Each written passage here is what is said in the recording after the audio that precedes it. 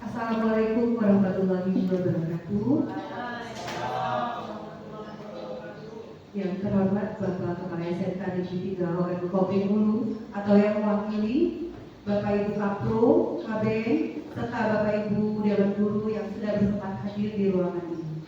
Puji syukur kita panjatkan kehadirat Allah Subhanahu wa taala karena atas limpahannya jua karunia-Nya sehingga pada pagi menjelang siang ini kita bisa hadir di ruangan ini. Tak lupa salawat dan salam semoga selalu tercurahkan kepada junjungan kita, Nabi besar kita Muhammad SAW. Baik Bapak Ibu, susunan acara kita pada hari ini adalah aksi nyata diseminasi budaya positif modul 1.4 budaya positif, menyebarkan pemahaman dan penerapan pengalaman budaya positif. Sebelum kita buka, mari bersama-sama kita melafazkan basmalah. Dilanjutkan pemaparan langsung dari CGP kita angkatan ke-10 yang terhormat Bapak Sabta. Kami persilakan. Baik, Assalamualaikum warahmatullahi wabarakatuh. Selamat pagi. Oke, berarti masih kurang semangatnya ya. Nah, pas ya ini. Baik, kalau saya bilang selamat pagi. Oke, baik ya semuanya. Selamat pagi. SMK bisa. SMK hebat. SMK bisa hebat. Baik, yang saya hormati Bapak Kepala SMK Negeri 3 Logan Koping Hulu, Bapak Berkat Hakan Api SPD ataupun yang mewakili. Yang saya hormati Bapak Ibu Kapro dan KB SMK Negeri 3 Logan Koping Hulu, dan yang saya hormati juga Bapak Ibu Dewan Guru yang sangat luar biasa dan saya sangat banggakan karena pada pagi hari ini kita bisa berkumpul di ruangan LSP SMK Negeri 3 Logan Koping Hulu. Baik, pertama-tama saya mengucapkan terima kasih yang luar biasa dan sesungguh-sungguhnya kepada Bapak Ibu Dewan Guru yang sempat hadir pada hari ini menepati undangan yang saya kirimkan pada malam hari ini dalam rangka kegiatan guru penggerak, salah satu rangkaian guru penggerak di modul 1.4 yaitu terkait dengan budaya positif, yaitu menyebarkan pemahaman dan penerapan pengalaman budaya positif. Baik Bapak Ibu, sebelum saya mulai, saya akan memperkenalkan diri terlebih dahulu. Baik, nama saya Sabta. Ini ya, perkenalan. Nama saya Sabta. Saya calon guru penggerak dari SMK 3U angkatan ke-10. Baik, saya mempunyai fasilitator. Yang pertama yaitu dari Ibu Sandi Handayani Eskom MPD. Beliau adalah salah satu pengajar kami, pemateri kami dalam kegiatan guru penggerak. Selanjutnya yang selalu mendampingi kami yaitu Ibu Mardiani SPD. Itu Ibu Sandi. Ini Ibu Sandi dan ini Ibu Mardiani. Dan saya sendiri Pak Sabta. Baik. Ini ya sejarah profil singkat saya. Saya anggota calon guru penggerak angkatan 10 SMK Negeri 3 Logan Koping Hulu, yang pada kesempatan tahun ini saya bisa mengikuti bersama-sama teman CGP kami dari ketiga orang di SMK Negeri 3 Hulu. Saya merupakan lulusan pendidikan teknik mesin dan saya mengajar di jurusan teknik permesinan sebagai kepala bengkel dan wali kelas. Baik, lanjut. Nah, selanjutnya saya mempunyai kesepakatan di forum diseminasi ini. Baik, jadi kita mulai dari yang pertama. Kesepakatan yang ada di kelas ini yang pertama yaitu menghargai siapapun, jelas ya. Yang kedua, menjadi pendengar yang baik, berpakaian yang rapi, izin saat hendak, meninggalkan kelas dan boleh minum makan dengan tenang. Baik, ada yang mau ditambahkan terkait dengan kesepakatan kelas kita pada kesempatan hari ini? Oke, boleh ditambah dengan mensilentkan handphone. Ada lagi Bapak Ibu dan Guru? Cukup? Oke, baik, jadi kita punya kesepakatan 6. Yang pertama menghargai siapapun, yang kedua menjadi pendengar yang baik, berpakaian yang rapi dan sopan, izin saat hendak meninggalkan kelas dan boleh minum makan dengan tenang, dan selanjutnya yaitu mensilentkan handphone. Jadi kita punya 6 kesepakatan yang ada di forum diseminasi ini. Baik, perkenalan sudah. Baik, hari ini saya akan memaparkan dan berbagi terkait dengan pemahaman dan penerapan pengalaman budaya positif. Baik, Bapak Ibu semua yang ada di sini, ketika mendengar kata budaya positif, apa yang terlintas di benak Bapak Ibu semua? Saya minta tolong. Ada yang mau membantu menjawab? Ibu Anita boleh? Sikap perilaku yang ditunjukkan oleh warga sekolah. Oke, benar.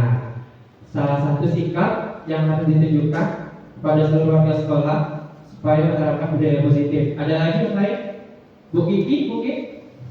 Contoh budaya positif boleh, biar nggak terlalu jauh. Oke, datang tepat waktu dan perilaku siswa. Oke, baik. Semua apa yang disampaikan Ibu Anita dan Ibu Kiki itu adalah hal yang benar. Bahwasanya budaya positif ini akan membuat siswa kita menjadi murid yang berakhlak, berbudi pekerti luhur, dan sesuai dengan profil pelajar Pancasila apa yang disampaikan oleh Bapak Ki Hajar Dewantara. Lanjut. Baik, konsep inti budaya positif ini ada 6. Yang pertama yaitu terkait dengan disiplin positif, motivasi perilaku manusia, kebutuhan dasar manusia, posisi kontrol guru, keyakinan kelas, dan segitiga restitusi. Baik, yang pertama yang tidak kelihatan itu adalah disiplin positif. Yang kedua, motivasi perilaku manusia, kebutuhan dasar manusia, posisi kontrol guru, keyakinan kelas, dan segitiga restitusi. Baik, jadi Bapak Ibu guru semua, di sini saya akan menyebarkan pemahaman terkait semua konsep ini dari disiplin sampai dengan segitiga restitusi. Baik, semuanya sangat bermanfaat sekali ketika kita terapkan di sekolah kita, karena di sini akan menumbuhkan motivasi intrinsik, motivasi dari dalam diri, supaya siswa itu sadar dengan apa yang harus mereka lakukan sesuai dengan keyakinan, kesepakatan, dan peraturan yang ada di sekolah ini. Jadi tidak muncul karena penghargaan, tidak akan karena hukuman dan lain-lain. Saya akan jabarkan satu persatu. Baik, lanjut ke yang pertama. Pembelajaran dengan paradigma baru. Oke, baik, sebelumnya kita mengenal yaitu pembelajaran yang berpusat kepada guru dan pembelajaran yang berpusat kepada murid. Kira-kira Bapak Ibu Dewan Guru menerapkan yang seperti apa ketika dalam pembelajaran? Mungkin Ibu Juliana bisa membantu saya.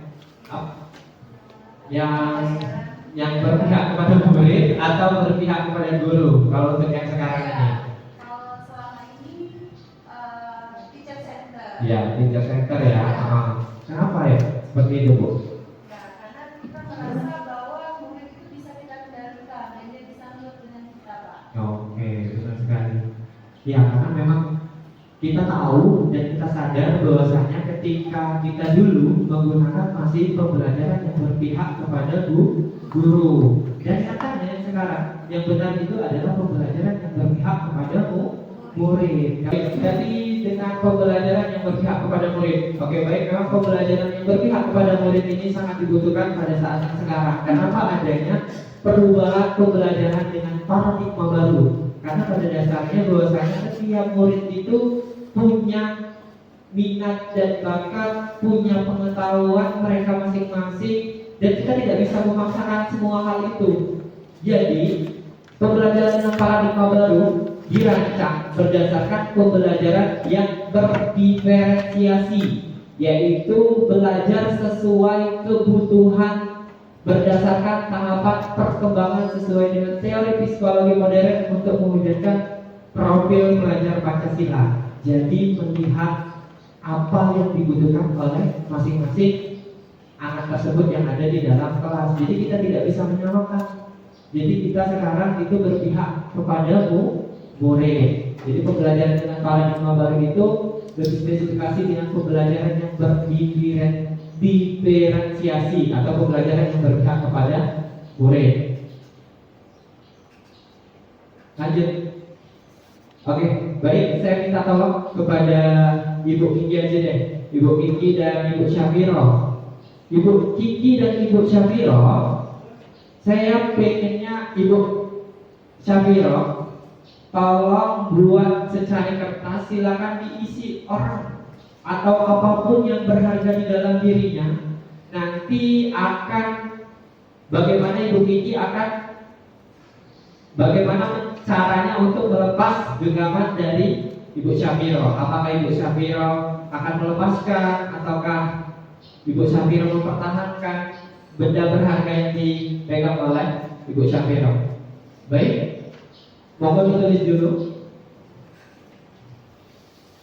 Oke, Ibu Syafiro menuliskan hal yang paling berharga di dalam dirinya.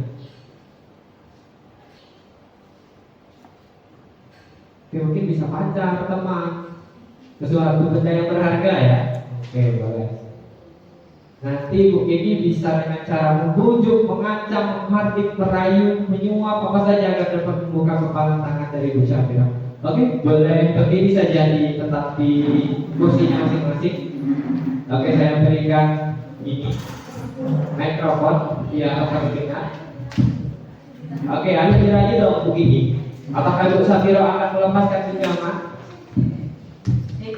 Oke, Ibu Syafiro, bolehkah yang di genggaman kamu saya ambil? Oke. Coba lagi dong, bujuk lagi. Bagaimana kalau pulang ini saya traktir makan? Bolehkah yang di genggaman kamu untuk saya? Oke. Coba lagi dong. Oke. Kok Kiki kan udah punya motor, mau diantar pulang ya? Saya tukar dengan skincare terbaru. Wow, skincare terbaru. Tidak. Baik, kalau memang tidak bisa, Ibu Syafiro kemarin saya lihat terlambat. Iya. Benar. Yang di genggaman Ibu untuk saya, atau Ibu saya laporkan ke atasan karena terlambat.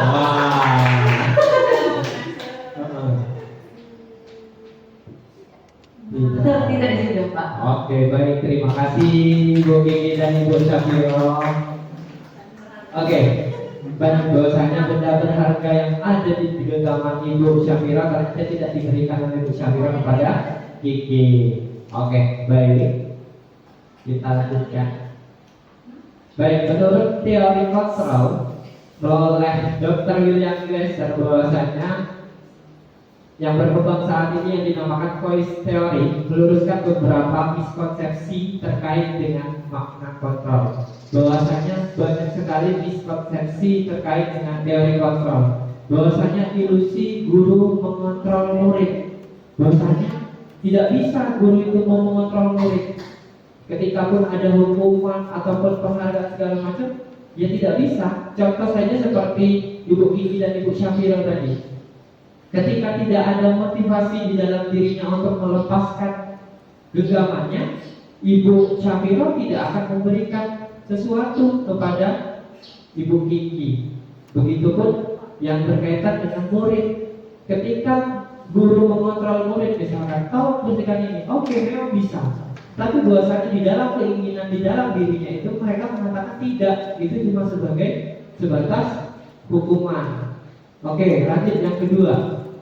Ilusi bahwa kritik dan membuat rasa bersalah mampu menguatkan karakter. Enggak.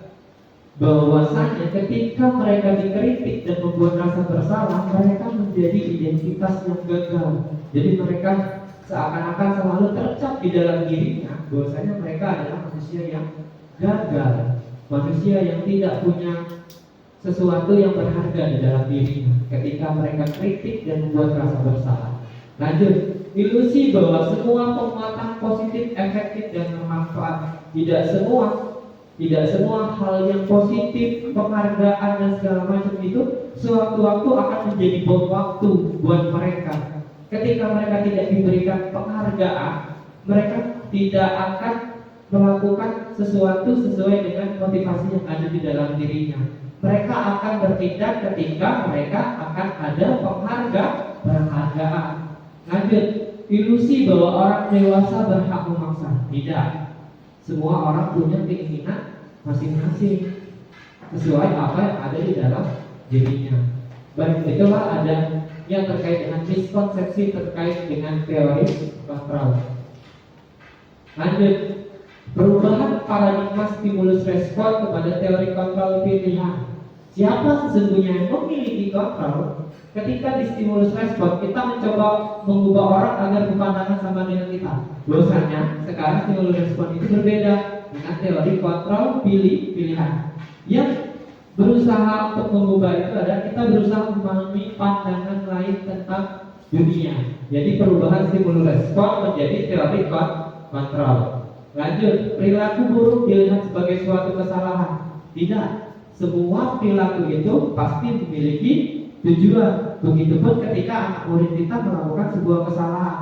Tidak semua perilaku buruk mereka seperti terlambat itu mereka, ya jelas terlambat itu salah, tetapi mereka masih punya tujuan masing-masing. Kenapa mereka mungkin ada kendala?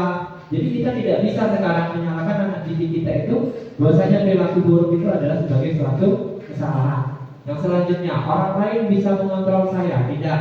Yang bisa mengontrol diri saya itu adalah diri kita masing-masing. Saya bisa mengontrol orang lain. Tidak. Yang benar adalah orang tersebut yang bisa mengontrol. Pemaksaan ada pada saat bujukan gagal. Tidak. Kolaborasi dan konsensus menciptakan pilihan-pilihan baru. Yang terakhir, model berpikir menang kalah. Yang benar itu adalah menang-menang, yaitu win-win solution. Jadi kita berubah dari stimulus respon menjadi teori kontrol pilihan. Lanjut. Baik. Poin pertama terkait dengan konsep inti budaya positif. Baik, kira-kira disiplin positif, Ibu Putri, kira-kira bentuk disiplin anak-anak yang ada di sekolah seperti apa, Bu Putri? Oke, mematuhi tata tertib. Boleh Bu Fahira contoh lagi sebagai disiplin positif apa yang Ibu tahu terkait dengan disiplin positif? Tadi mentaati peraturan, Ibu Putri. Selain menaati peraturan, disiplin positif seperti mengerjakan tugas. Oke, nah, mengerjakan tugas. Baik, disiplin ini berkaitan dengan aturan, sanksi, hukuman, konsekuensi. Ketika kita membicarakan terkait dengan disiplin positif, pasti kita membicarakan terkait dengan aturan, sanksi, hukuman, konsekuensi yang akan kita terima. Baik, kita masuk ke konsep inti budaya positif yang pertama. Baik, sebenarnya bahwasanya disiplin positif merupakan suatu cara penerapan disiplin yang mengajarkan anak tanggung jawab dan menumbuhkan kesadaran diri berdasarkan nilai-nilai kebajikan. Jelas, disiplin positif saya sudah memberikan pemahaman di awal bahwasanya anak akan disiplin itu muncul dari motivasi yang ada di dalam dirinya masing-masing. Jadi ketika kita ingin membicarakan positif disiplin, kita harus membicarakan bahwasanya motivasi apa yang ada di dalam diri masing-masing anak tersebut. Contoh, anak tidak datang terlambat, itu bukan mungkin kita berpikir bahwasanya mereka datang terlambat karena motivasi intrinsik mereka, tapi pada nyatanya terkadang mereka takut karena hukuman, marah dari orang tuanya, marah dari gurunya. Kan kita tidak tahu bahwasanya disiplin positif ini akan muncul kita tumbuhkan dari kesadaran diri masing-masing siswa. Lanjut, disiplin positif lebih ke arah disiplin diri yang dapat mengontrol diri dalam melakukan segala tindakan. Jadi disiplin positif ini akan muncul dari disiplin diri yang dapat mengontrol dirinya dan melakukan segala tindakan. Lanjut, disiplin diri dapat membuat murid memahami dan menyadari berdasarkan motivasi internal, bukan akibat paksaan, ujian maupun hukuman. Jelas ya, disiplin diri ini akan membuat mereka memahami dan menyadari motivasi internal. Contoh, kenapa aku harus datang tepat waktu? Supaya jelas. Mereka ketika menyadari aku supaya tidak datang terlambat, saya akan bangun pagi, saya akan sholat, saya akan sarapan segala macam dengan waktu yang lebih awal dari waktunya. Misal jam 7 mereka sudah bangun, dari jam 5 mereka punya kesadaran diri, sholat dulu, makan dulu. Jadi mereka ketika di dalam sekolah mereka akan lebih segar, lebih fresh dan lebih yakin ketika dalam bersekolah. Ya. Oke, disiplin positif ini akan memunculkan profil pelajar Pancasila. Yang pertama, beriman, bertakwa kepada Tuhan Yang Maha Esa. Budaya positifnya akan memunculkan semua itu ya. Jadi tujuan kita adalah menciptakan karakter anak yang sesuai dengan profil pelajar Pancasila. Beriman, bertakwa kepada Tuhan Yang Maha Esa dan berakhlak mulia. Mereka sudah mempunyai agamanya masing-masing. Yang jelas kita harus menumbuhkan akhlak dan budi pekerti yang baik kepada anak. Lanjut, mandiri. Mereka melakukan sesuai dengan keyakinan mereka sendiri, kekuatan mereka sendiri, mandiri, bisa melakukan apapun tanpa ada paksaan, tanpa ada bujukan dari orang lain. Jadi mereka bergerak sesuai dengan kemampuannya. Berkebinekaan global. Jadi karena memang Indonesia ini banyak sekali budaya-budaya, jadi kita akan memperkenalkan semua itu. Bergotong royong ini bukan hanya sebagai kerjasama membersihkan sampah bersama, membersihkan halaman bersama, tidak. Banyak kolaborasi, kerjasama ditemukan di sini. Kalau lanjut di kreatif di sini sebagai anak SMK sangat dituntut sekali bahwasanya untuk berpikir secara kreatif, karena anak SMK ini berkaitan dengan teknologi, inovasi dan sebagainya. Dan selanjutnya bernalar kritis. Inilah yang menjadi wujud profil pelajar Pancasila. Lanjut, teori motivasi, hukuman, penghargaan, dan restitusi. Kira-kira Ibu siapa nih ya? Bu Kiki lagi aja deh. Ibu Kiki, kalau memberikan kepada siswa memakai hukuman, memakai hukuman. Baik, maaf ya. Oke.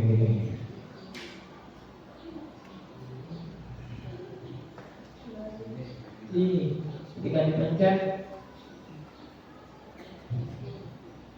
Nah, oke.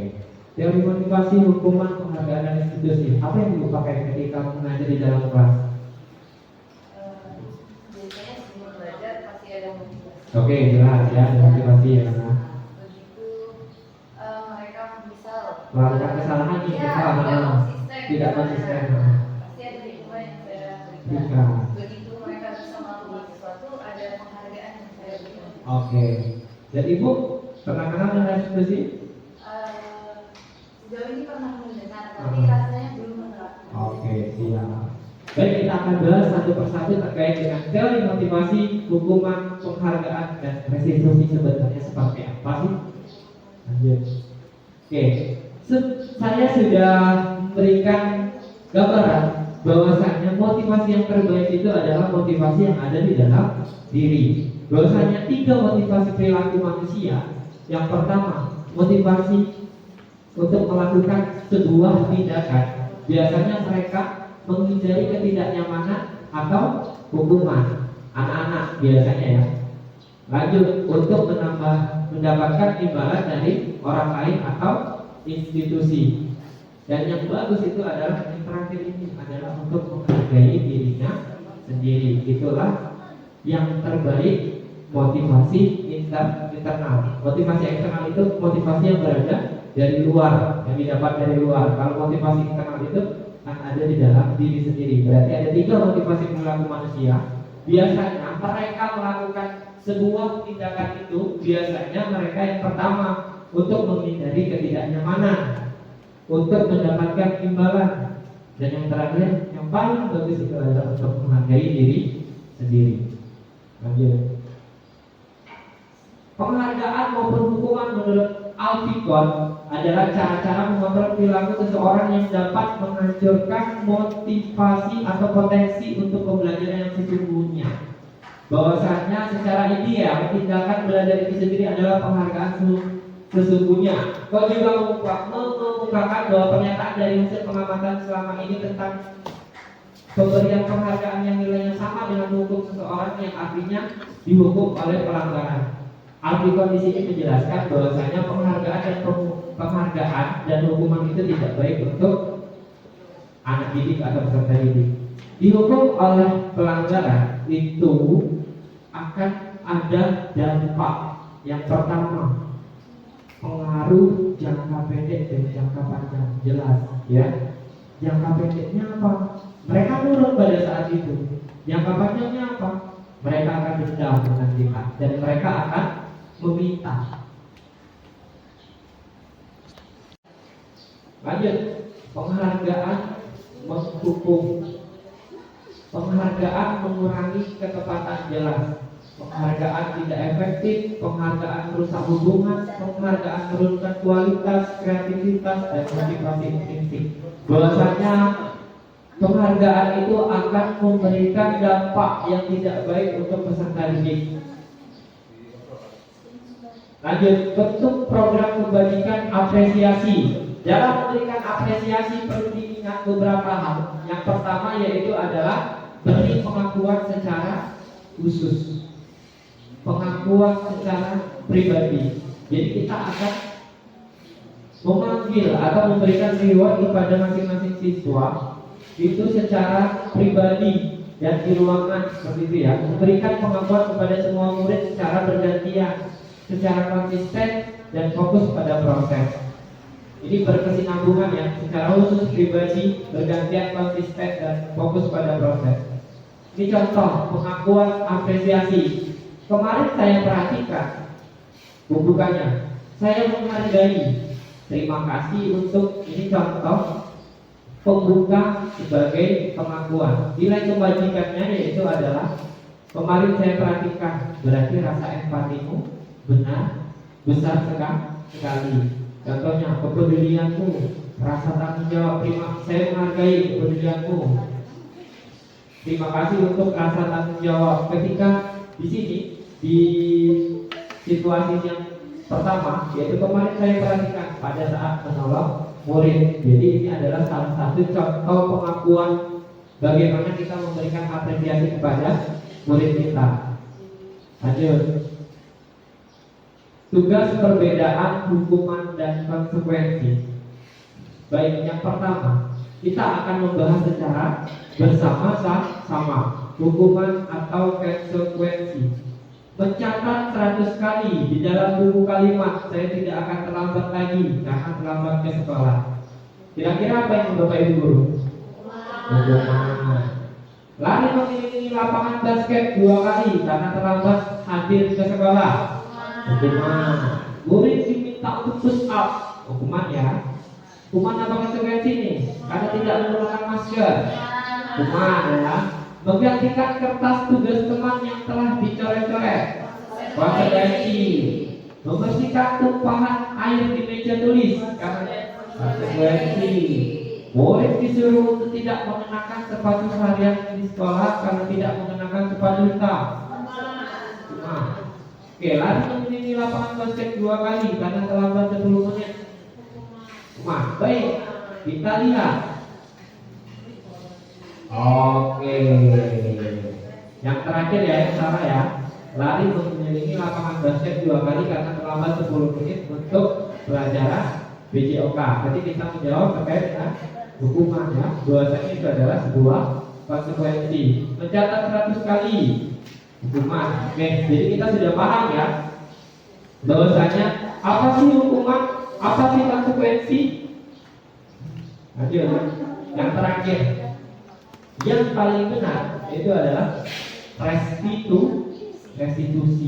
Restitusi ini adalah proses menciptakan kondisi bagi murid untuk memperbaiki kesalahan mereka sehingga mereka bisa kembali pada kelompok mereka dengan karakter yang lebih kuat. Di sini, di restitusi ini kita tidak menyalahkan, tapi bersama-sama kita mencari solusi atas kesalahan yang dilakukan oleh peserta didik. Restitusi juga merupakan proses yang kolaboratif yang mengajarkan murid untuk mencari solusi. Murid berpikir tentang orang seperti apa yang ingin menjadikan tujuan kuliah dan bagaimana mereka harus memperlakukan orang lain. Maksud Pak? Baik. Restitusi ini adalah mengajarkan kepada murid, tidak menyalahkan murid, tapi kita berkolaborasi secara bersama untuk mencari solusi atas permasalahan yang dihadapi oleh peserta didik. Lanjut, hukuman, konsekuensi, dan restitusi. Yang pertama, hukuman, sesuatu yang menyakitkan yang harus terjadi. Itu yang dihukuman. Di konsekuensi, sesuatu harus terjadi. Dan restitusi merupakan sebuah pilihan. Hukuman itu memang sangat meyakinkan bagi siswa karena akan berdampak panjang ya. Ketika dikonsekuensi ya mereka harus menerima sesuatu ketika mereka melakukan sebuah kesalahan. Di restitusi ini mereka akan melakukan pilihan apa yang harus mereka lakukan. Baik, hukuman akan membuat anak tidak nyaman. Konsekuensi pun demikian. Ketika di restitusi mereka akan kuat, mereka akan melakukan kesadaran dan akan memunculkan motivasi dalam waktu yang jangka panjang. Ini di hukuman korban mendapatkan keadilan. Di korban bisa diabaikan di konsekuensi dan korban mendapatkan ganti dari ganti restitusi. Oke, murid anak akan tersakiti, murid anak tidak membuat nyaman ketika di konsekuensi. Di sini adalah murid anak mendapatkan penguatan. Sistem tidak akan berjalan bila murid tidak takut, memerlukan motivasi, monitoring, supervisi terus-menerus dari guru. Di restitusi murid belajar bertanggung jawab untuk perilakunya. Lanjut sampai dengan murid anak membenci peraturan, murid anak menghormati peraturan, dan murid anak menghormati dirinya sendiri. Baik, ketika dikatakan sukses, kita harus memilih di paling akhir ini yang paling bagus, yaitu adalah langkah restitusi. Jadi Bu Kiki menyampaikan bahwa ketika di awal saya memberikan motivasi jelas. Motivasi yang paling baik itu adalah bagaimana Bu Kiki memunculkan motivasi yang terbaik dalam diri mereka. Jadi ketika mereka melakukan, ayo anak, tolong bersihkan kelas. Jangan, kalau bisa motivasinya yaitu kita tentukan dari dalam diri mereka bahwasanya kebersihan itu adalah merupakan bagian dari iman, bukan karena paksaan atau hukuman dari guru ketika tidak memberikan. Nah, lanjut, Bu Kiki melakukan sebuah penghukuman. Baik Bu Kiki, mungkin ketika Bu Kiki sudah sampai di sini, besok kita akan melakukan restitusi. Nanti akan saya berikan contohnya bagaimana sih restitusi yang benar itu ya. Baik, lanjut. 9 ciri-ciri restitusi. Restitusi yang pertama, bukan untuk menebus kesalahan, tapi belajar dari kesalahan. Mengapa kamu terlambat? Saya terlambat gara-gara saya main game, Bu. Nah, kita cari solusinya bersama. Biarkan mereka mencari solusi untuk dirinya sendiri tanpa ada hukuman dari kita. Lanjut. Yang jelas. Yang kedua, 9. Ciri-ciri institusi yang kedua yaitu memperbaiki hubungan. Jadi kita dan murid itu tidak akan menjadi musuh, ya, tidak akan menjadi lawan, tapi kita akan menjadi teman yang baik mencari solusi, ya. Lanjut yang ketiga, tawaran bukan paksaan. Jadi kita menawarkan, ya. Kita tidak memberikan solusi, tapi kita harus dapat informasi dari mereka apa yang harus disampaikan. Restitusi menuntut untuk melihat ke dalam diri, jelas, ya. Mereka harus tahu apa yang menjadi penyebab di dalam dirinya. Restitusi mencari kebutuhan dasar yang mendasari tindakan. Restitusi diri adalah cara yang paling baik, jelas. Restitusi fokus pada karakter bukan tindakan. Selanjutnya restitusi fokus pada solusi, ya. Yang terakhir yaitu restitusi mengembalikan murid yang berbuat salah pada kelompoknya. Kita pun pernah sama, kita pun pernah melakukan hal tersebut, tetapi lanjut, keyakinan kelas. Kita masuk di poin keyakinan kelas. Mengapa tidak peraturan saja? Mengapa harus keyakinan kelas? Contoh soal yang pertama, mengapa kita memiliki peraturan harus menggunakan helm bila mengendarai kendaraan? Peraturan harus menggunakan helm bila mengendarai kendaraan roda 2. Kita tahu ketika kita tidak menggunakan helm, kita akan ditilang oleh polisi. Tetapi bahwasanya ketika muncul adanya keyakinan saat menggunakan helm, apa yang terjadi? Lebih aman. Oke kan? Jadi kenapa butuh keyakinan dibandingkan peraturan? Mengapa lebih penting keyakinan dibanding peraturan? Biasanya peraturan ketika kita tidak melaksanakan, ya contoh kita menggunakan katanya nggak di masker. Ya. Kedua, mengapa kita memiliki peraturan 3M menggunakan masker, mencuci tangan dan menjaga jarak pada waktu kita COVID kemarin? Kita menggunakan masker ini supaya keyakinan di dalam diri kita terhindar dari bahaya COVID. Mengapa kita memiliki peraturan harus datang tepat waktu pada saat titipannya? Kita biasanya selalu ya. Pada bahwasannya kita di sini akan mendapatkan materi yang lengkap, ya, untuk mendukung motivasi intrinsik. Kembali ke nilai-nilai keyakinan lebih menggerakkan seseorang dibandingkan mengikuti serangkaian peraturan. Lanjut. Keyakinan kelas, nilai-nilai kebajikan universal yang disepakati secara tersirat dan tersurat, lepas dari latar belakang suku, negara, bahasa maupun agama. Seseorang akan lebih tergerak dan bersemangat untuk menjalankan keyakinannya daripada hanya sekedar mengikuti peraturan tertulis tanpa makna. Jadi keyakinan kelas ini berkaitan dengan nilai-nilai kebajikan universal. Pembentukan keyakinan kelas yang pertama bersifat abstrak. Yang kedua berupa pernyataan universal. Jadi tidak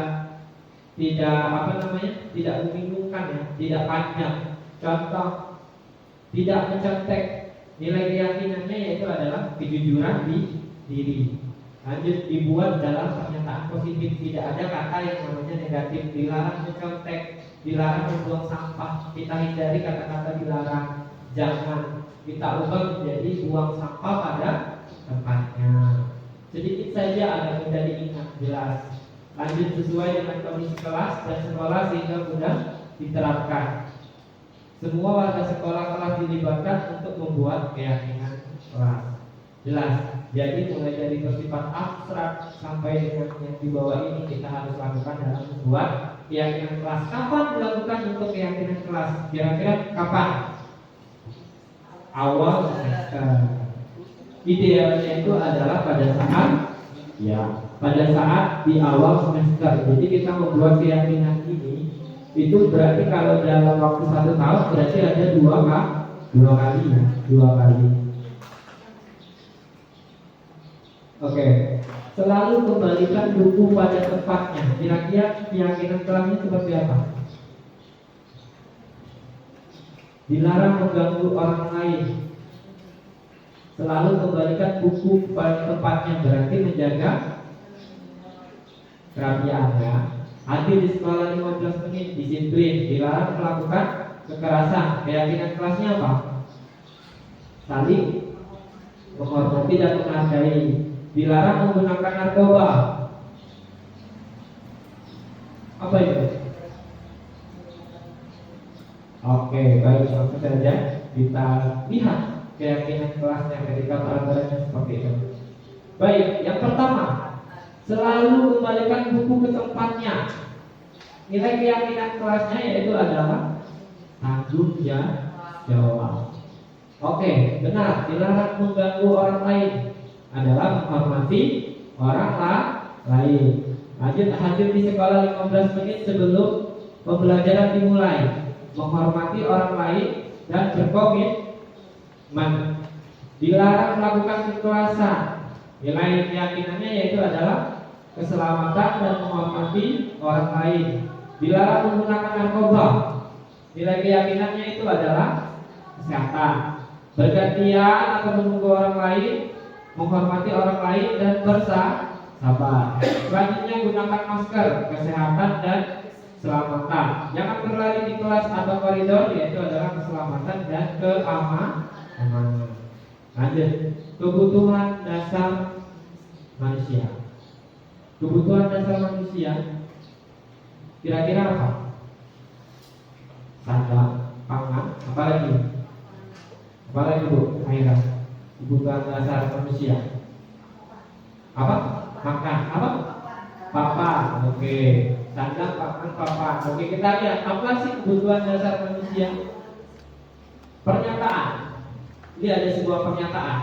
Ketika seorang murid melakukan suatu perbuatan yang bertentangan dengan nilai-nilai kebajikan atau melanggar peraturan, hal itu sebenarnya dikarenakan mereka gagal memenuhi kebutuhan dasar mereka. Baik, kita lihat. Nah, ini kebutuhan dasar manusia. Yang pertama yaitu bertahan hidup.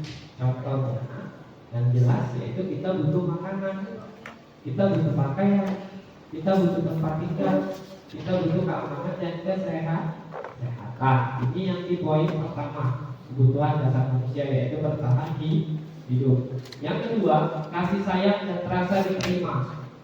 Rasa diterima, diperdulikan, berbagi, kerjasama dan menjadi bagian kelompok.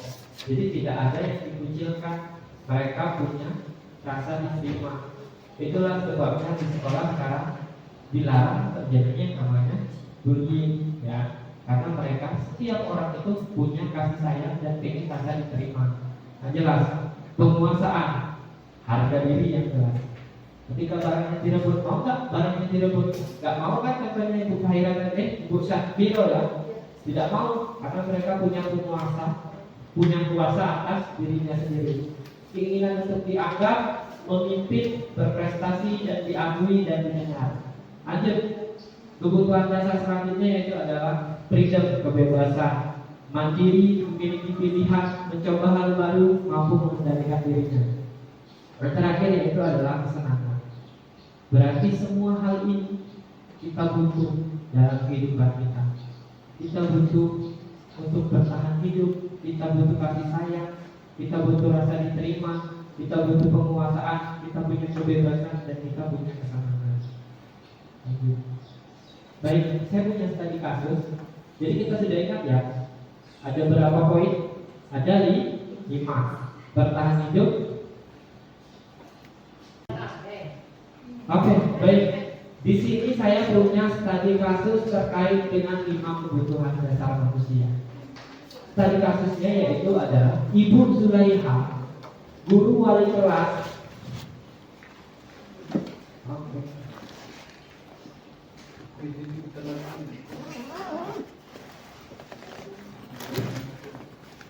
Oke, Ibu Zulaiha, guru wali kelas 9H sedang bingung menghadapi ulah salah satu muridnya di kelasnya, yaitu Tommy.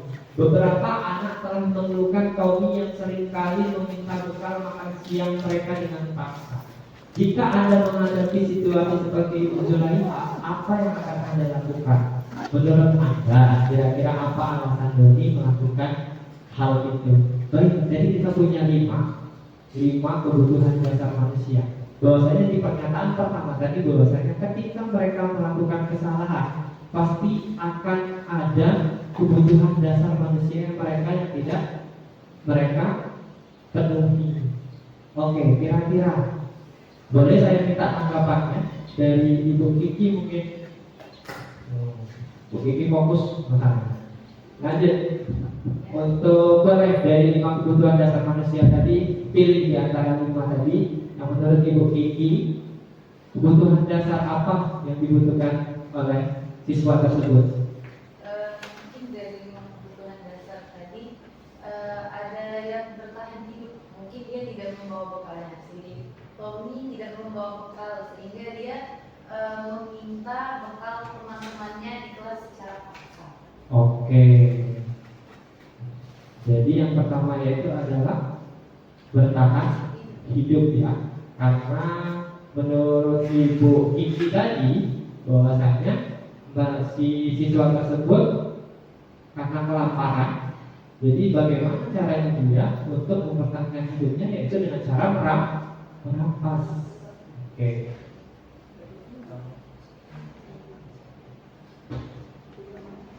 Oke, baik. Mungkin saya minta tolong kepada Ibu siapa lagi nih? Bu Yunita boleh? Tadi sudah disampaikan Ibu Kiki bahwasanya yang pertama yaitu adalah bertahan hidup. Yang kedua mungkin Bu Yunita Kasih sayang. kasih sayang dan rasa diterima ya Bu. Iya. Kenapa alasannya Bu? Ya karena kita kalau jujur merasa dia menciptakan ketenangan dalam diri. Oke, ya. Oke, jadi sudah 2 yang disampaikan. Yang pertama tadi adalah bertahan hidup. Yang kedua yaitu adalah kasih sayang dan rasa.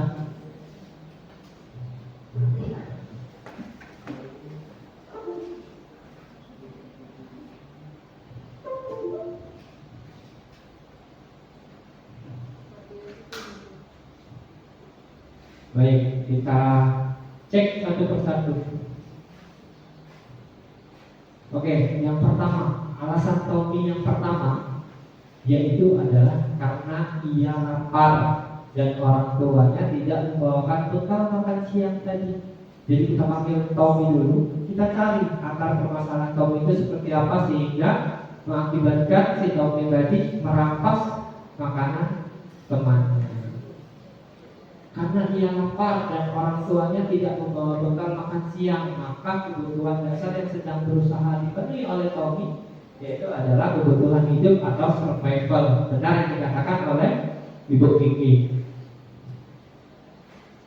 Alasan yang kedua, karena dia pengen diperhatikan oleh teman-temannya.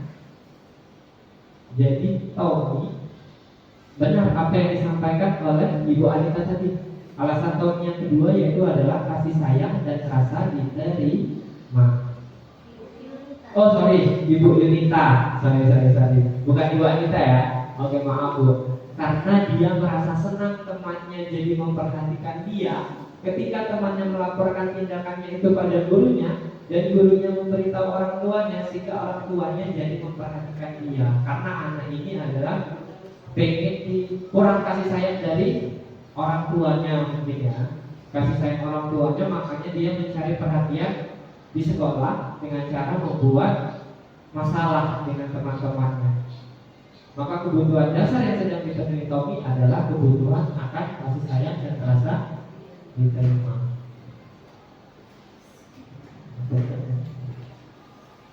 Oke. Lanjut.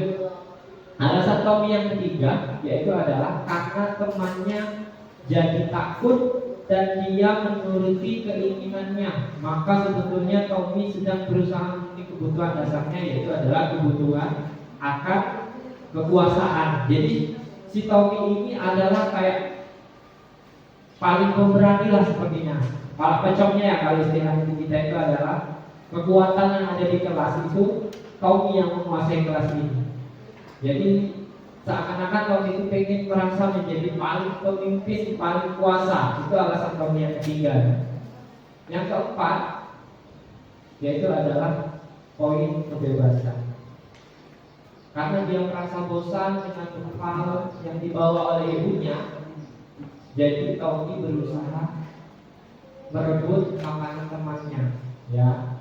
Yang terakhir yaitu adalah kesenangan, karena ia iseng saja dan ia menikmati ekspresi wajah teman-teman yang kesal. Jadi si Tommy tadi merasa lega ketika melihat temannya itu merasa sedih dan mereka tertawa di atas kesedihan temannya.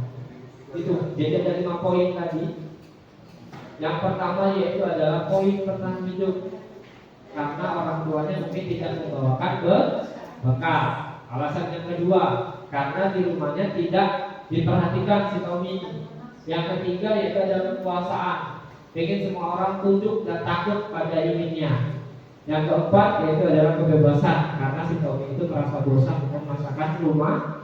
Nah, yang kelima yaitu adalah poin kesenangan, karena Tommy senang ketika melihat teman-temannya merasa sedih, ya. Lanjut, posisi kontrol restitusi. Yang pertama, guru sebagai penghukum, guru sebagai pembuat merasa bersalah, guru sebagai teman, guru sebagai pemantau, dan yang terakhir adalah guru sebagai manajer.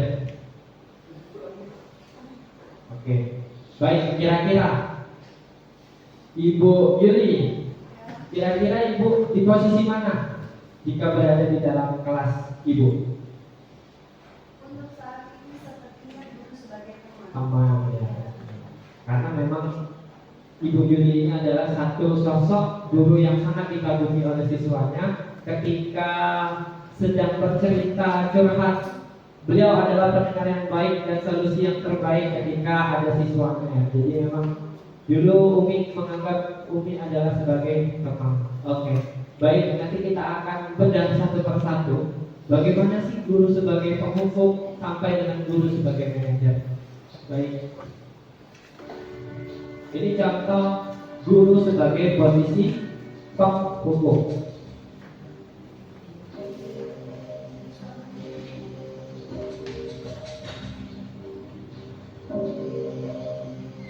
Naren, sini kamu. Selamat pagi, Bu. Selalu terlambat. Kamu deh, pasti terlambat. Maaf, Bu. Saya Apa? Apa coba? Alasan kamu apa lagi? Kapan sih kamu tidak terlambat? Malas sekali ya kamu jadi anak. saya Dasar pemalas. Gak kapok-kapok sih kamu. Sudah berapa kali terlambat?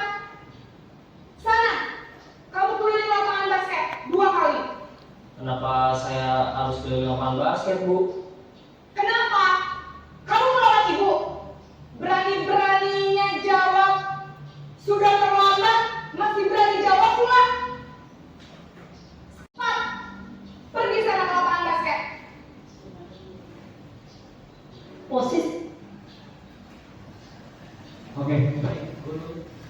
Cek, baik, gurunya di sini sangat kejam sekali ya. Jadi tanpa ada sepatah kata pun dari siswanya, guru sangat mengecam sekali. Siapa yang di sini? Gak ada ya mungkin ya, guru sebagai penghukum ya. Baik, ciri-ciri guru sebagai penghukum yang pertama yaitu adalah tadi dia menghabis. Dengan memanggil nama saja dia sudah kejam sekali. Naren katanya. Contoh ya, ini ciri-ciri guru sebagai penghukum. Dia menunjuk-nunjuk tadi ya. Naren, kenapa kamu terlambat? Nah, berkaca pinggang dan sambil membentak. Dan hukuman yang dilakukan yaitu adalah apa tadi? Melakukan lapangan basket, mengelilingi lapangan basket selama 2 kali. Dampaknya yang terjadi ketika guru berada di posisi sebagai penghukum, murid itu akan teringat, ya, akan teringat dan akan menjadi pendendam. Ketika mereka selesai dari sekolah itu, saya pernah dihukum ibu itu sampai keliling. Itulah yang akan diingat. Jadi jangan sampai kita menjadi sosok guru sebagai penghukum. Dan selanjutnya tidak menyukai guru mata pelajaran yang diambil jelas. Ya, ketika kita berada di posisi penghukum. Ketika anak murid sudah tidak menyukai kita, apapun yang akan kita ajarkan akan sulit sekali menembus dari pikiran mereka, pengetahuan mereka ya. Jadi itulah yang disebut dengan guru sebagai penghukum. Lanjut. Guru sebagai posisi pembuat rasa bersalah.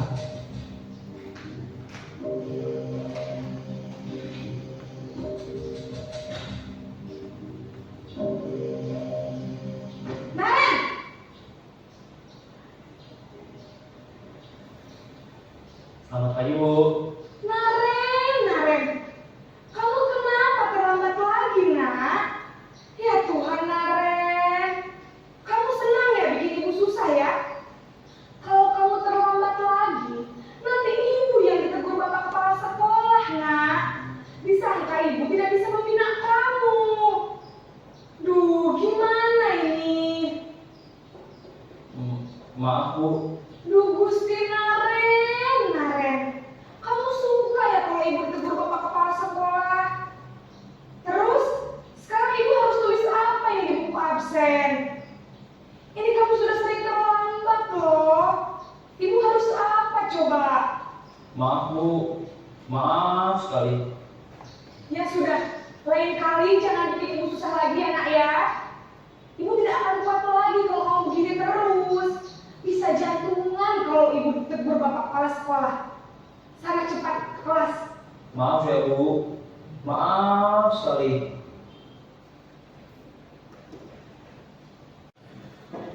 Oke, baik. Tadi kita sudah menonton terkait dengan guru pada posisi pembuat rasa bersalah.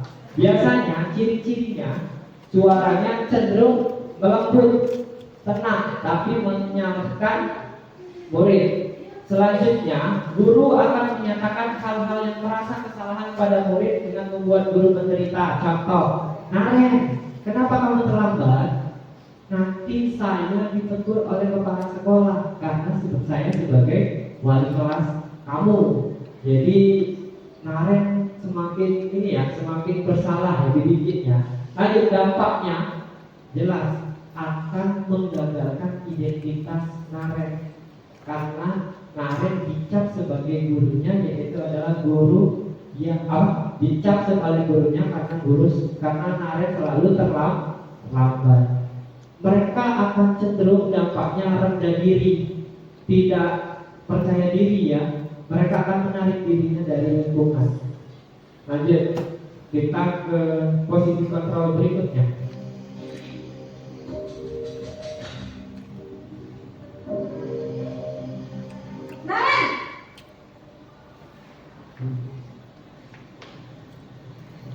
Selamat pagi, Bu. Wah, sudah jam berapa ini nak? Terlambat lagi ya sayang. Iya, Bu. Habis ibu saya lupa bangunkan saya, Bu. Kamu malah menyalahkan ibu kamu. Kamu bukannya anak yang larinya paling kencang. Kok terlambat sih? Iya, Bu. Saya memang lambat bangun tadi. Jadi biarpun saya lari kencang, tetap gak kekejar, Bu. Ya sudah sana. Nanti lain kali larinya lebih kencang lagi ya. Biar gak terlambat lagi. Bikin seneng ibu. Demi ibu. Bisa kan? Bisa, Bu. Ya sudah sana masuk kelas. Ibu beresin urusan absen kamu. Kamu ini ada-ada saja. Oke, kita sudah menonton selanjutnya, yaitu adalah guru sebagai teman. Ciri-cirinya, suara guru akan lebih ramah, cenderung berserak-serak untuk menghangatkan suasana. Dampaknya apa coba yang akan dirasakan oleh murid? Ketika gurunya tersebut menjadi temannya, mereka akan lebih cenderung bergantung kepada satu orang. Sewaktu-waktu ketika contoh Ibu Juliana tidak ada di tempat, dia akan mencari siapa ya, dan jelas murid tidak akan mandiri dan tidak akan bisa berpikir untuk dirinya sendiri. Mereka akan mengandalkan orang lain atas kesalahannya. Lanjut.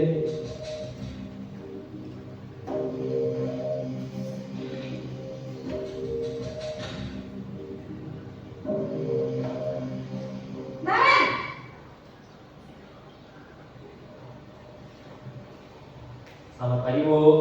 Nah, Ren, apa peraturan sekolah kita tentang jam berapa kita harus masuk sekolah, nak? Kita harus di sekolah jam 7, Bu. Iya, betul. Sekarang sudah jam 7.20. Nah, Ren sudah tahu konsekuensinya jika terlambat hadir. Paham, Bu. Saya harus tinggal kelas pas jam istirahat selama 20 menit. Iya, benar. Konsekuensinya demikian. Jadi nanti jam 9.30 pas istirahat, kamu harus tinggal di kelas, kerjakan tugas tambahan untuk ketertinggalan kamu, ya? Baik, Bu. Oke, guru sebagai pemantau. Ciri-cirinya bersuara datar, tidak emosional, tidak bersenda gurau ataupun menggunakan suara tertinggi. Tercipta identitas diri positif atau berhasil. Pemantau perlu senantiasa memantau pada saat murid diberikan sanksi. Maka guru harus selalu mengawasi. Capek ya jadi guru pemantau ya. Ketika kita melakukan sebuah dampak kepada murid dan kita harus memonitor murid terus ya. Dampaknya yaitu murid akan menghitung konsekuensi dan hadiah tanpa memahami sebenarnya nilai-nilai kebaikan yang dituju. Jadi ini adalah motivasi eksternal saja, tetapi di dalam dirinya itu tidak akan tercipta dan selanjutnya murid tidak sepenuhnya mandiri. Lanjut yang terakhir, posisi sebagai manajer.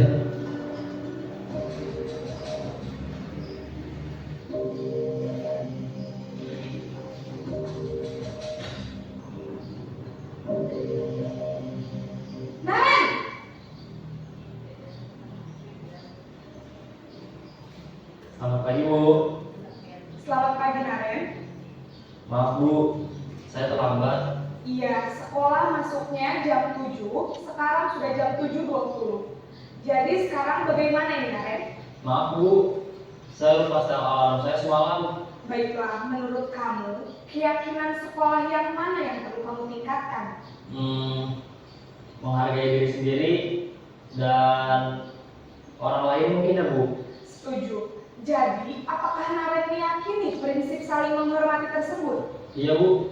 Saya meyakininya. Apakah Naren bersedia memperbaiki masalah keterlambatan ini? Bersedia, Bu. Bagaimana kamu akan memperbaiki masalah keterlambatan ini? Saya akan coba untuk tidak lupa menyetel alarm saya, Bu.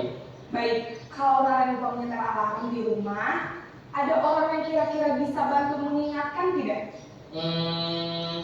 Ada, Bu. Kakak saya, Kak Emma. Ada lagi selain Kak Emma? Selain Kak Emma, ada ibu saya. Baik, jadi yang mengingatkan Naren adalah Kak Emma dan ibu kamu ya? Kira-kira akan mulai setel alarm kapan nih, Naren? Setelah pulang sekolah, akan segera saya lakukan. Baik, jadi Naren akan setel alarm untuk bangun besok pagi dan akan diingatkan oleh kakak dan ibunda Naren ya. Ada lagi yang mungkin perlu dilakukan, Naren, agar tidak terlambat bangun lagi? Tidak ada, Bu. Baik, Naren, terima kasih untuk kerjasama kamu. Sekarang kamu turun kembali ke kelas untuk belajar. Baik, Bu. Terima kasih.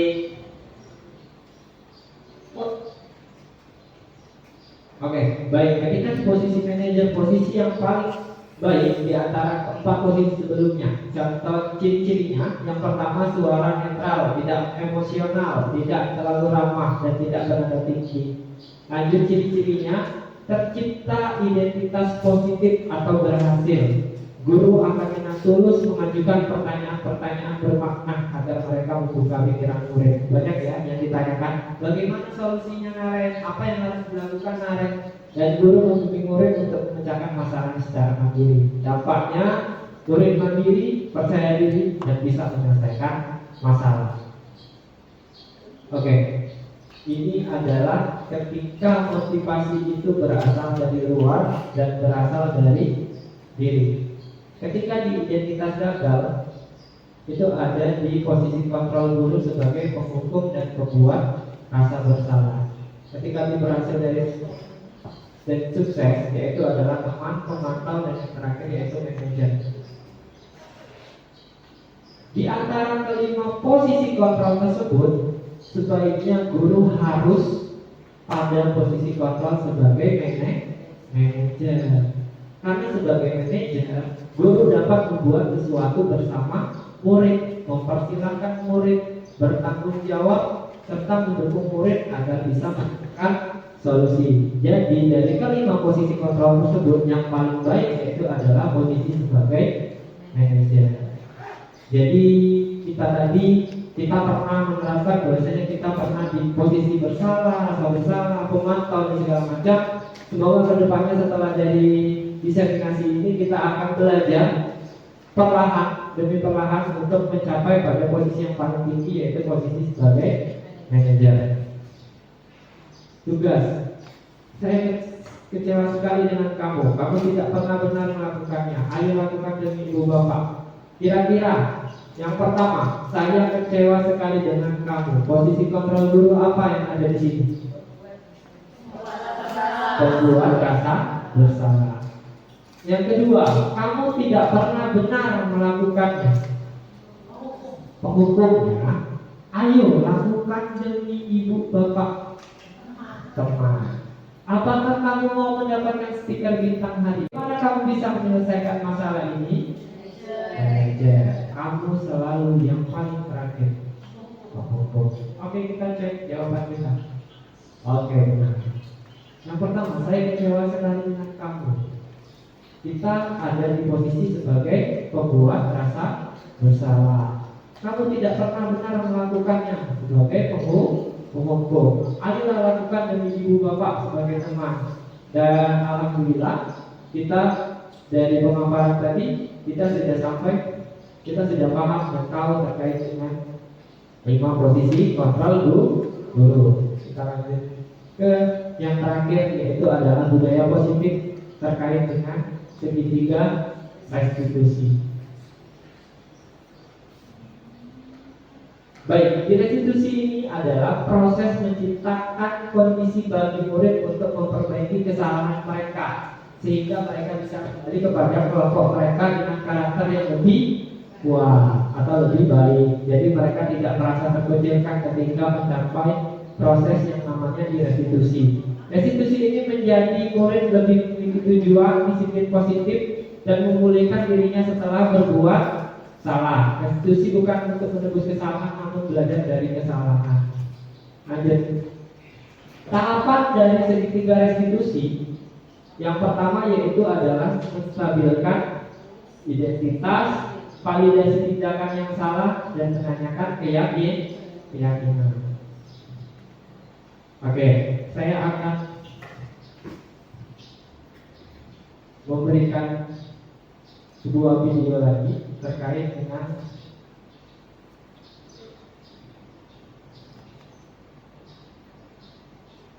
segitiga restitusi.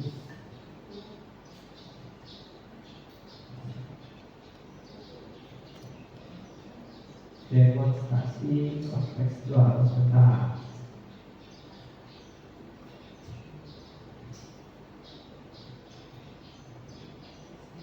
Saya sudah melakukan kegiatan untuk membuat demonstrasi kontekstual. Sebelum saya jelaskan ya.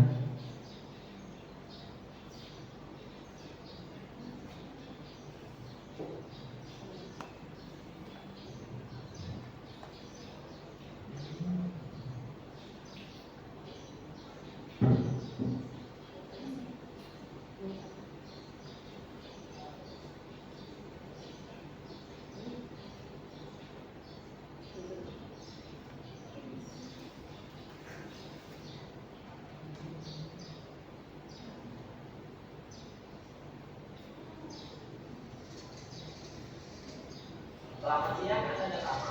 Siang, Pak. Oke, ini salah satu contoh ketika siswa tidak terima dengan hasilnya yang dicatat sama temannya. Aduh.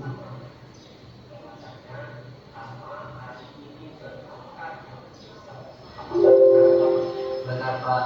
Saya kesal dan menyesal, Pak. Oke, maaf kita ulangi karena suaranya kecil ya, jadi tidak terdengar dengan baik.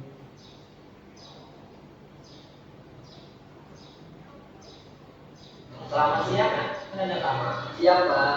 Baik, Anda sama. Kamu tahu tidak kenapa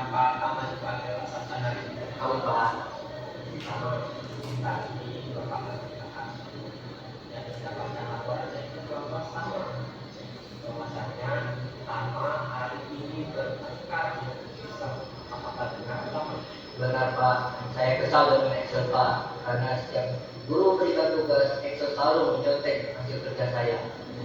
Sedangkan saya sudah susah payah Pak mengerjakan tugas tersebut. Jadi itu ceritanya ya. Iya Pak. Baik, wajar kalau kamu marah, kamu kesal. Kalaupun Bapak berada di posisi sama saat itu, mungkin Bapak akan melakukan dan merasakan hal yang sama rasakan. Baik, lalu apa yang kamu lakukan terhadap Excel? Saya marah-marah Pak, dan saya memaki Excel, dan tanpa sadar diri saya menggebrak meja Excel Pak. Oh, pasti sampai marah, kesal, berat meja, pasti Tama punya alasannya. Alasannya apa? Ya lah Pak, mana mungkin saya diam saja saat Excel mencontek hasil kerja saya. Ya enak-enaknya Pak tinggal mencari tugas kerjaan saya yang sudah saya susah payah membuatnya Pak. Ya, sampai wajarlah kalau kamu marah karena tidak rela hasil pekerjaan sama. Contek seenaknya saja oleh saya. Tapi saya yang Bapak sangat menghargai, yaitu Tama tidak melakukan hal yang lebih buruk, yaitu misalnya memukul. Iya Pak. Baik, anak Tama, sekarang coba pikirkan tindakan marah-marah, kesal, memakai Excel sampai dengan menggunakan meja, apakah sudah sesuai dengan keyakinan kelas kita? Tidak Pak. Baik, untuk Tama, keyakinan kelas apa yang telah kamu lakukan? Saling menghormati antar teman Pak. Ya, betul. Saling menghargai antar teman. Menurut Tama, seberapa penting atau tidaknya saling menghormati antar teman itu? Sangat penting Pak, karena saling menghormati antar teman itu sangat mempengaruhi kerukunan kelas Pak, agar kelas itu tetap menjaga kerukunan Pak. Baik, menurut Tama demikian ya, seperti itu ya. Jadi hal apa yang harus Tama lakukan supaya Tama bisa memperbaiki kesalahan ini ke depannya? Sama akan lebih bersabar lagi Pak.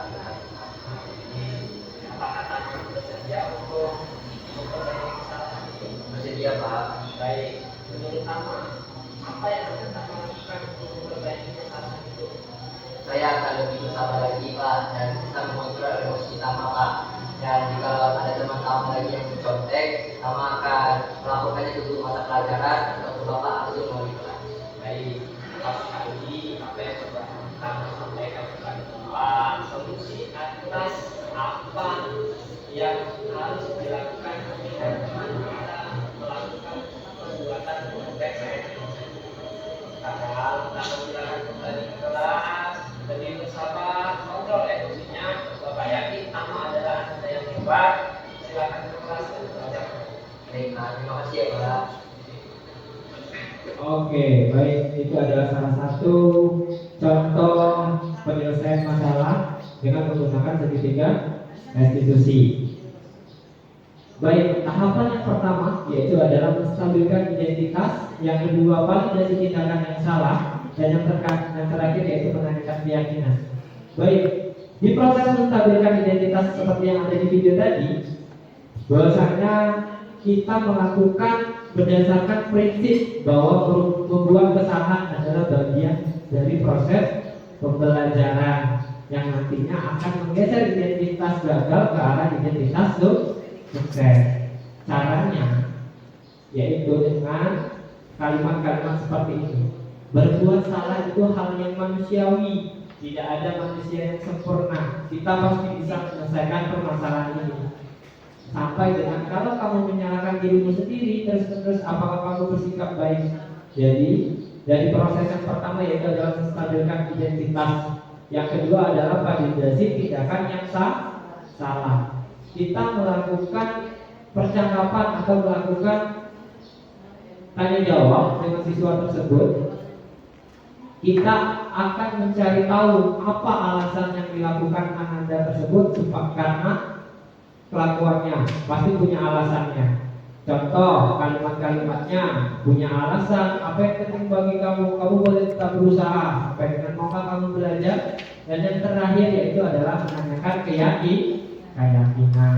Apa yang jadi kan tadi kita sudah membahas terkait dengan keyakinan kelas. Jadi kita kaitkan. Jadi konsep-konsep inti budaya positif ini sangat berkaitan satu sama lain. Baik, ada 3 solusi.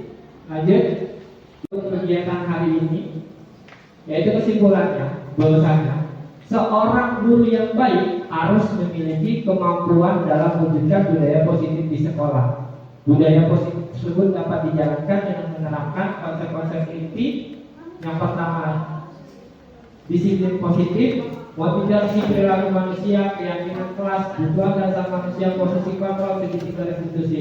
Baik, semoga Bapak Ibu semua yang hadir di sini saya bisa memberikan sedikit pemahaman bahwasanya budaya positif ini sangat penting sekali untuk kita terapkan di sekolah kita supaya anak didik kita mempunyai akhlak yang baik, punya budi pekerti yang luhur yang baik dan sesuai dengan murid yang mencerminkan profil pelajar Pancasila. Terima kasih, semoga bermanfaat apa yang saya sampaikan. Terima kasih dari saya. Mohon maaf jika ada kesalahan kata dari saya dalam menyampaikan materi. Saya tutup. Assalamualaikum warahmatullahi wabarakatuh. Baik, alhamdulillah selesai juga diseminasi Bapak Sakta tentang budaya positif. Semoga kita yang hadir pada hari ini dapat menambah ilmu kita, tentunya untuk anak didik kita ke depan nanti. Marilah bersama-sama kita tutup dengan melafazkan hamdalah. Alhamdulillahirobbilalamin. Dan terima kasih atas kehadiran Bapak Ibu semuanya. Sampai berjumpa kembali. SMK bisa, SMK hebat, SMK bisa hebat. Terima kasih. Terima kasih Bapak Ibu semua. Maaf. Iya. Oke.